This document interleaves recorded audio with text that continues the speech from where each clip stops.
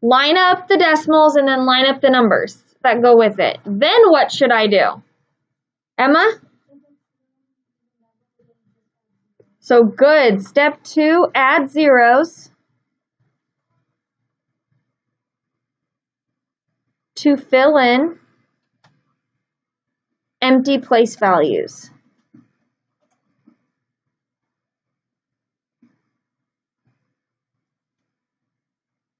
Which means I need to add a 0 where? Good, to the right of the 6 or right above the 3. Now what? Step 3, what's the next thing I need to do? Good, step 3, add.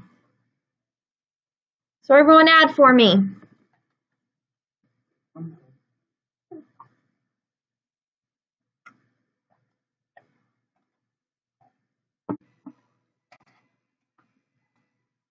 Okay, 0 plus 3 is?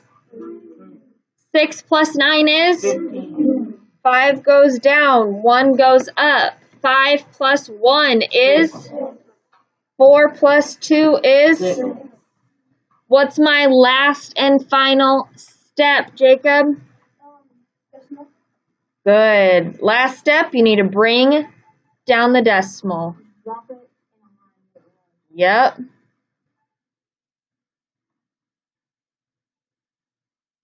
So bring the decimal down. So if it has one number in front, I need that one number. It goes directly down.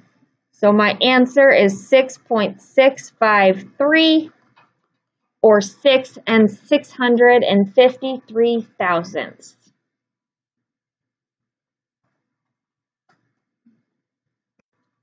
Ready for your next example? Okay, example 2. 8.4 or 8 4/10 plus 3.26 or 3 26/100. Everyone solve that for me.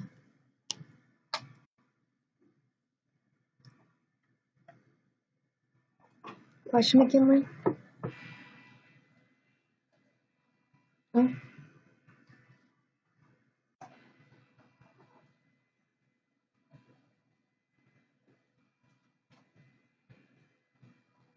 Okay, make sure you're writing it in your notes, okay, darling?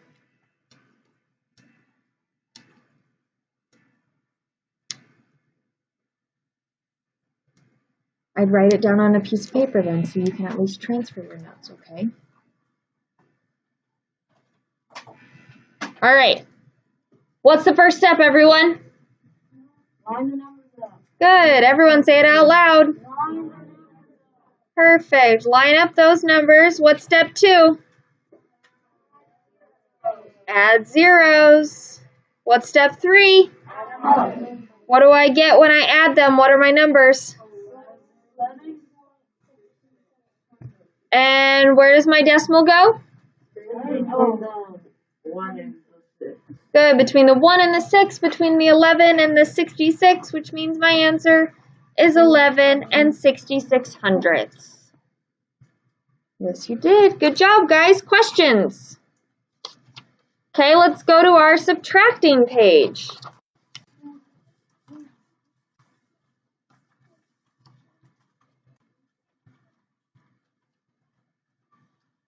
All right, here is our first example.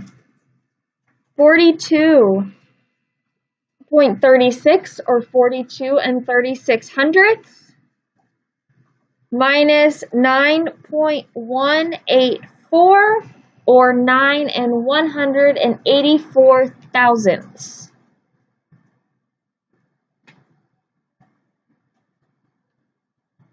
What's step 1, everyone?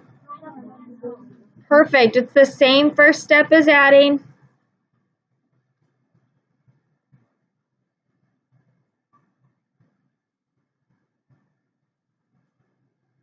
So line up those decimals. Which number should go on top? The bigger number, which should always be the first number.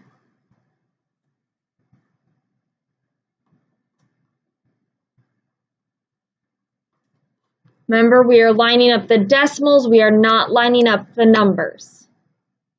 What's step 2, everyone? Add zeros.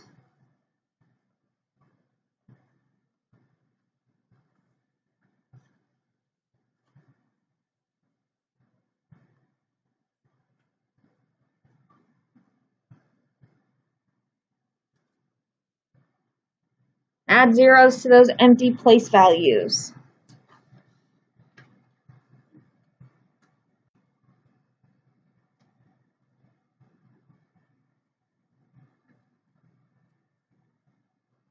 What's step 3, everyone? Subtract.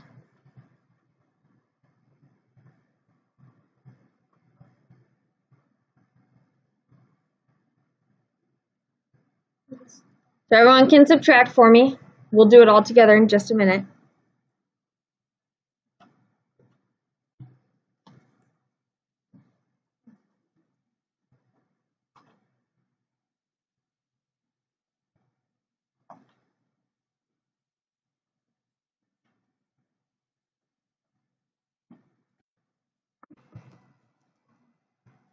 Okay, can I do 0 minus 4? So what do I have to do? So that 6 becomes a what?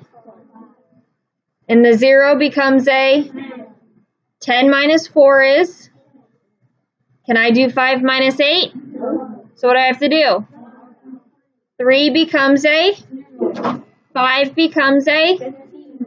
15 minus 8 is? 2 minus 1 is? Can I do 2 minus 9? So what do I have to do? So the 4 becomes a? And the 2 becomes a? 12 minus 9 is? And what do I do with this last 3? So you should have 3, 3, 1, 7, 6. Last and final step, everyone. Good. Bring down that decimal.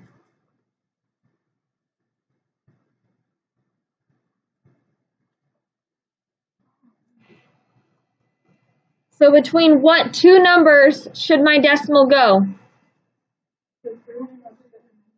Where should it go, guys? Good. Between that 3 and the 1. So my answer is 33 and 176 thousandths. One mistake that I see students make all the time is they borrow on the entire problem. Don't do that, okay? Do one number at a time. Don't be like, oh, I need to borrow from the 4 and then borrow the whole way because you're going to get it wrong. Is that understood? Do one at a time. Don't do the whole thing because that will always screw you up. All right, example number 2. 9.543 or 9 and 543 thousandths minus 3.671 or 3 and 671 thousandths.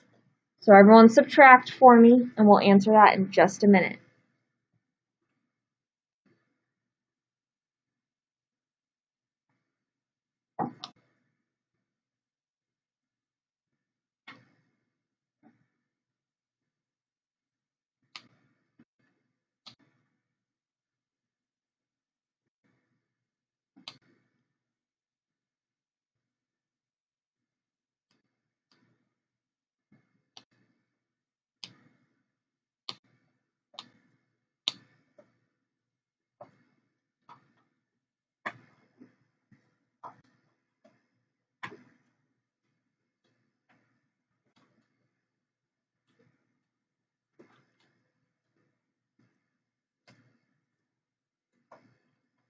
Okay, first step, everyone. Which number goes on top?